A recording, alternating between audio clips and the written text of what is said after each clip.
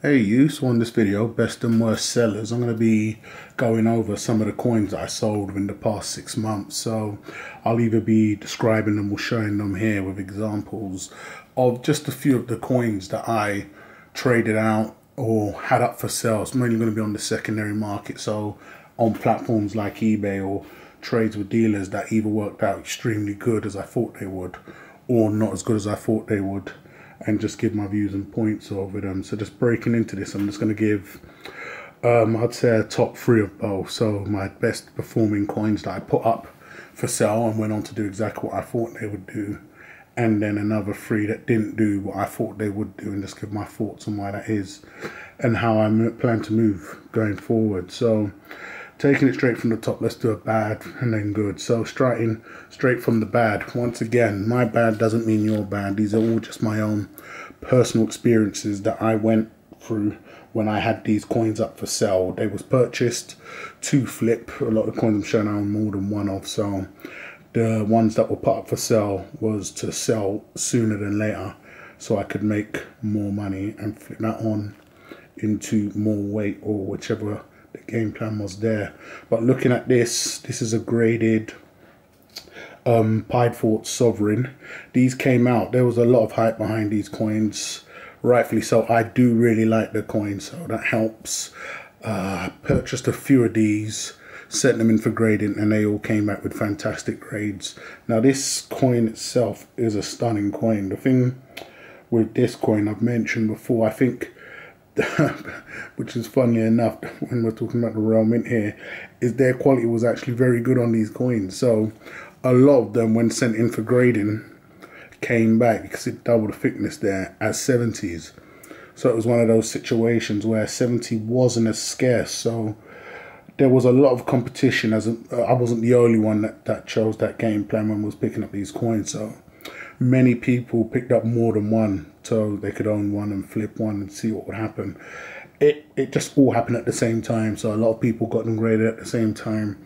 Then a lot of people put them up for sale at the same time. What ended up happening is buyers were spoiled for choice. So then the inevitable, either dealers or individuals selling them had to lower their prices or take the course of action I took, which was fall back. It's a strong, very strong piece. It's 100%. It has increased in price. Whether it sells at that is a different thing. So a lot of people were just selling off for what is more than enough handsome profits, whatever they believe that is. Some people were just, I believe these were £800 when they first came out. Dealers had them at £1,500 at one point when they wanted to release what they had left. Individuals, private sellers on eBay came out asking around the same price. Once you had it slabbed, technically you can ask anywhere from £2,000 up. I had these on with a friend selling them for me. There was a bit of interest in the beginning before more and more flooded on. We was real fast getting these graded and then up for sale. But I eventually didn't end up selling none of mine. My pal did sell some of his, but I just wasn't comfortable with the numbers, thought you could get a bit more, and so I had no problem holding on to these. I have a lot of faith in these coins. I think they are stunning pieces. Very, very well worth the asking price. I currently believe this is easily a £2,000 plus coin, but there are a lot out there in 70, so it's all going to be how it plays out from there. But this is the Pied Fort Sovereign, the anniversary Sovereign, stunning piece. But for me, selling on the secondary market, I wasn't able to get what I wanted. I'm in a very comfortable position where I didn't need to liquidate by no emergency, so I'm going to be sitting on these. But I also think sitting on holding on to these for the long play is also going to be very beneficial, as these have got great things ahead of them, and they've already done fantastic things here. A lot of firsts on its notch, so we'll see how that one plays out in the long run. So that was the Pied Fort Sovereign. It didn't go as well as I wanted it to do, or as I planned it or thought it would do, and so this ended up being sat down there and benched in the meantime. So we're going to look at one of the ones that did do well. This isn't the coin here. It's actually, I showed it was the Dragon Phoenix 2-ounce high relief proof coin. So I'm just showing a Dragon Phoenix here, for example. But it was before Perth came out and brought out the 1 ounce. It was a surprise announcement. I believe the mintage on that was 500 pieces. Now I got that slabbed early as well, and I believe it was a 70 I got, yep.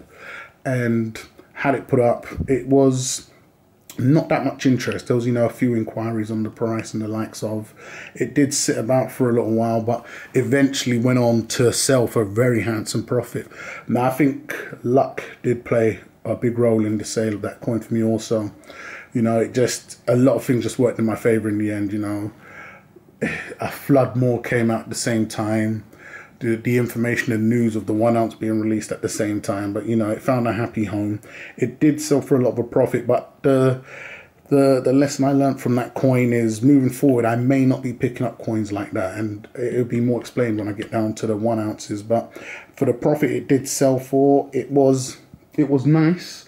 But after you've sold a 1 ounce for damn near the same price or more, you think, you know, you did put a lot more in, and then sometimes, depending on how it sells, you may need to consider fees. So unless the coin in question, especially if it's over a 1 ounce in gold, unless it really meets the strict little tick list I have, I may pass on future coins like that coin there. But it was a stunning piece to hold. It did sell for a nice profit. Once again, I think luck did play a big role there, but you know, I definitely did sell it. It's gone to a better place, and the funds went on to purchase more metals in the end of the day. But that was a good sell. You know, I thought I would sell it when it did sell, and it did sell when it sells. So that was the Dragon Phoenix 2 ounce gold coin that I had. You could see that in one of the videos, or I'll leave a link to the videos I'm referring to now. This would be another bad purchase, and this is going to be this Perth Mint gold 3-coin lunar set. Now these were purchased at a time where I wanted to get the complete collection of these, but once I realized how hard it was going to be, that got benched, and then I had a few that I basically was left over with. Luckily I didn't purchase too many, and so I just had to liquidate them. My dealer wanted one in the trade, so I was able to get my money back on that, and I was just left with this. Once again, being that I like it, and it is a very strong, solid piece, I have no problems sitting on the piece. But this piece was put up on the secondary market, and it got damn near no inquiries, no look-ins. It just was what it was. It wasn't even put up for a very large profit. Nothing's been done to it. So it was one of those things where the takeaway for me with these coins is that anybody that's really into this set or collection gets them when they come out. They're not scarce enough where individuals are left in a situation where they have to take what's being offered and you really have to pick at a litter. It's a lot of the older coins as usual, so you're talking about the mouse and the ox with these 3 coin sets, and you know, they do pop up every now and then, but when we're looking at the more newer ones like the monkey here, the 2016, if you've purchased it and you think you're going to sell it for a profit, one, you may need to either do something like maybe get it slabbed up, or you just may have a problem on your hands, as they're not the most desirable coins. Stunning at that, yes, very happy I own it. It's a proof lunar monkey coin here. You know, you can see, I can get some of the glare off. But other than that, it was a terrible performer for myself. Once again, if you own it or you've had different results, it's going to be fantastic to hear. But you know, it just didn't do nothing. It was just dead weight basically when it came to selling on the secondary market, which is a shame, but I'm still very happy I own it. It's still here. It will go down for a trade if that's the case, and that's what happens at a later date, but it's still gold in the proof form, and it's still a stunning piece like that. So that was the 2016 3-coin gold proof set. That wasn't the best sellers for me either in 2017, should I say. So we'll get on to a next one now, which was fantastic. Once again, this is a stand-in, and that was the Swan coins that I got. So using this just as an example showing here, it was the silver swans that I picked up. I done a video when I picked those up. It was midway through, I really changed my strategy even then and just thought, you know what, I'm not going to sit on these. As with these, this is the Dragon Phoenix. The Dragon Phoenix box I had, I did end up sitting on the bulk of them, whereas I didn't really strike when the hype was ripe. And I don't regret doing that. If there's going to be any coins I do end up sitting on, I'm very happy it's one of the coins that the infamous Perth Mint, that make no mistakes, have technically gone ahead and made a mistake. So I think sitting on the Perth Mint era Dragon Phoenix coins was the right choice. I would rather be sitting on these than the silver swans that I had. I ended up trading them all out. You can see in previous videos that I'd done, they worked out fantastically well. I'm still getting inquiries for them for some of the dealers that I communicate with. They're great coins. There's a lot more in circulation now out there when you have the gold offering and the proof offerings, but when the hype was ripe, it was a fantastic coin.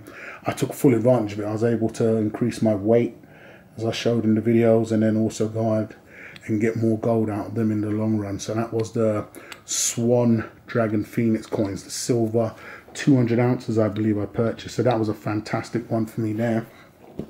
And so we'd be talking about another coin, a bad one, before I get into the last good one. I would say, if anything, I did try and go ahead and do another transaction on the Dragon Phoenix era coins. There was a roll. I was in conversation with an individual in private, and it kind of fell through. It was on the both finds. We negotiated a semi-decent price, but you know, they asked if I could wait for them to get paid and the likes of, and I was in no rush, and it just fizzled out, and we haven't chased it up. I would say if at the time when the information came out with the errors, they would have flew off the shelf. But once again, they've done okay from what I've seen. I've known individuals. I did help a friend sell a few also. Prices vary in range, but you know, they're doing good things. In the end of the day, it's a coin that has a different variant to it. It's a series that they're pulling out now. So if you've got one on the low, then you're definitely up. They sell from anywhere. I've seen them sell in Europe anywhere from easily £50 to £120 upwards. I never bothered to get any slabbed, so it may be an option that I may go ahead and do. I still have a few options that I may go ahead with, so it technically isn't a bad sell until I put it in play and put them out there. But you know, it was a 50-50, so that would be the Dragon Phoenix era coins in silver. That was the play there. We'll have to see how that one works out, but I'm very happy sitting on the box that I have. Now getting on to the best as we wrap this up, and surprise, surprise, I did end up holding on to a few. Now whether I keep them or sell them, we'll have to see, but the best performers and sellers for me that brought back awesome returns was this specific coin here. So it's going to be the Rwanda Rooster. Now I did mention in my last video, I believe, that I got a handsome price for the silver up in the $500 range. I forgot to mention that it was a 70 that I did get that price, and it wasn't in the raw. But as you can see, I still have another one here. These are well worth the prices. I mean, they are increasing, so I know an individual that purchased one and went on to sell it for even more than they purchased it for. But I think they're worth it. It's something fresh, something new out there. I love the model, and the mint is just small enough for me, whether it's proof or BU, it's gold in the end of the day, and an ounce of gold. So the numbers are just right. It was the best performance for me. Picked them up hoping to flip as soon as possible for as much as possible, and they flew off the shelf. When I had them on the secondary market on eBay and the likes of, it got the most inquiries, the most interest, the most privately through YouTube here, and just, you know, all inquiries was basically for these coins here in these grades here. So these were fantastic performers.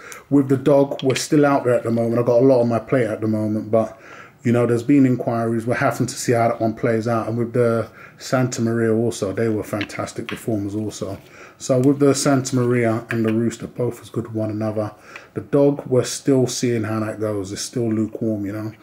Very quiet at the moment. So we're going to have to see as the year warms up what we can get out of those. But these coins have been my best and worst performers, the ones I've mentioned, the ones I've shown, and the likes of. It would be fantastic to know if you did sell, or you do sell any of your coins, what was your best and worst performers. I mean, all of them was put up hoping they would do fantastic things very fast. You know, so when I say worst performers, it just didn't go as well as planned. Either it was stone cold or lukewarm at best, but nothing happened, nothing materialized. You know, there was no buys and no serious bids. So taking that from there, it'd be fantastic to hear your lists of coins that you did put up, if you did, and what done much better than you thought it would, or, you know, not as good as you thought it would. So that's been my list, my top, best and worst performers. It'd be fantastic to hear yours in the comments. I hate it or love it, guys. It'll be great to know what you think of this video. Don't forget to come ahead and follow me on the links that I've left in the description. Don't forget to subscribe if you haven't done so already. I'll catch you guys on the rebound.